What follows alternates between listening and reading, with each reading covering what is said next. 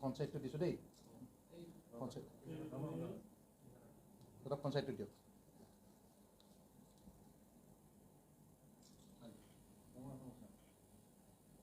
বিভাগৰ খেল বিভাগৰ সন্মানীয় আমাৰ কদসা বড়ো ডাঙৰীয়া ইয়াতে উপস্থিত আমাৰ আসাম ফুটবলৰ ট্ৰেজাৰাৰ হিৰেণ গগৈ ডাঙৰীয়া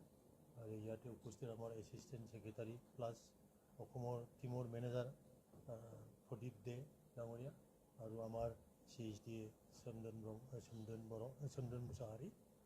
আৰু সন্মানীয় আমাৰ সংবাদ মাধ্যমৰ বন্ধু আৰু বান্ধৱীসকল আমি আজি আমাৰ অসম টিমৰ বা অসম টিমে যিটো জাৰ্চি লৈ পেলাই জাৰ্চি পিন্ধি পেলাই খেলিব সেই জাৰ্চিখন আজি উন্মোচন কৰিবলৈ গৈ আছোঁ আৰু এই জাৰ্চিখন উন্মোচন কৰাৰ কাৰণেই আমাৰ সন্মানীয় কদসা বড়ো ডাঙৰীয়াক মই অনুৰোধ কৰিলোঁ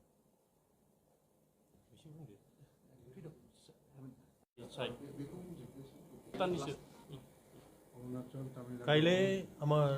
একচুৱেলি অপেনিংটো 5টা বজাৰ পৰা আৰম্ভ হ'ব আৰু এনেই কালচাৰেল প্ৰগ্ৰাম আমি 4টালৈকে কৰিম 4টা বজাৰ পৰা আৰম্ভ হ'ব তাৰপিছত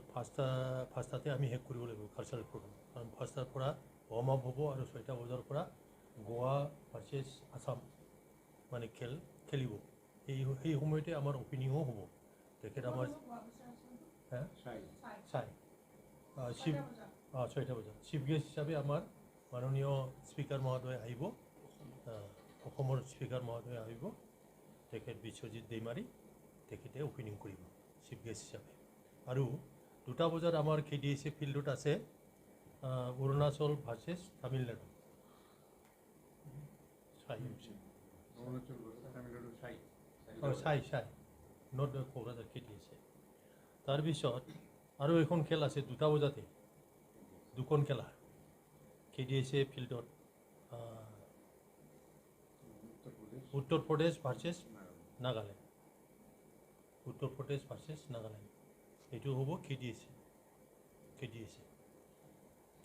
তাৰমানে চাইমেলটেনিয়াছলি 2টা খেল চলিব আৰু 2টা বজাত তাৰপিছত এইটো খেল শেষ হোৱাৰ পিছত 4টা বজাৰ পৰা কালচাৰেল প্ৰগ্ৰাম হ'ব আৰু অপেনিং চেৰিমনিটো মানে চাইড হ'ব এইটো যেতিয়া গোৱা আৰু অসমৰ খেল হ'ব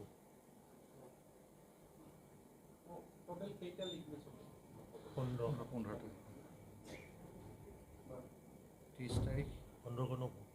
28 তাৰিখ 30 1 national football championship for Santosh trophy Assam টিমৰ কাৰণে আমি আজি জাৰ্চি মুকলি উন্মোচন কৰিলোঁ মই প্ৰথমতে অসম টিমৰ সকলো প্লেয়াৰ কোচ মেনেজাৰ তেখেতসকলক মই কংগ্ৰেচুলেশ্যন যাচিছোঁ বেষ্ট উইচেছ যাচিছোঁ আৰু আশা ৰাখিছোঁ তেওঁলোকে